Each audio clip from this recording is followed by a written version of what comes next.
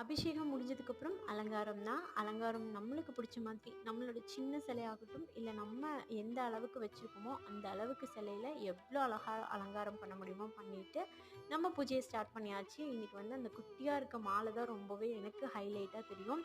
நான் வெறுமனே வைக்கும்போது இருக்கிறத விட இந்த மாலை போட்டு வைக்கும்போது ரொம்ப அழகாகவே இருக்குது. இந்த மாலை எப்படி இருக்குது அப்படிங்கிறத மறக்காம கமெண்ட்டில் ஷேர் பண்ணுங்கள். இன்றைக்கி பூக்கள் எதுவுமே இல்லை அப்படிங்கிறதுனால நான் குங்குமத்தால் தான் வந்துட்டு வேல் வழிபாட்டிலும் சரி, வெற்றிலை தீபத்திலும் சரி அர்ச்சனை பண்ணியிருந்தேன். பூஜை பண்ணும்போது நமக்கு தெரிஞ்ச ஸ்லோகம், கந்த சஷ்டி கவசம், கந்த குரு கவசம், கந்தர் அலங்காரம், இந்த மாதிரி ஏதாவது ஒன்று போட்டு விட்டுட்டு பூஜை பண்ணுறதும் ஒன்று தான். சரவண பவாங்கிற மந்திரத்தை 6 முறை சொல்லி பூஜை பண்ணுறதும் ஒன்று தான். சரவண பவாங்கிற மந்திரம் கந்த சஷ்டி கவசத்தில் ஒரு 36 தடவை சொல்லியிருப்பாங்க.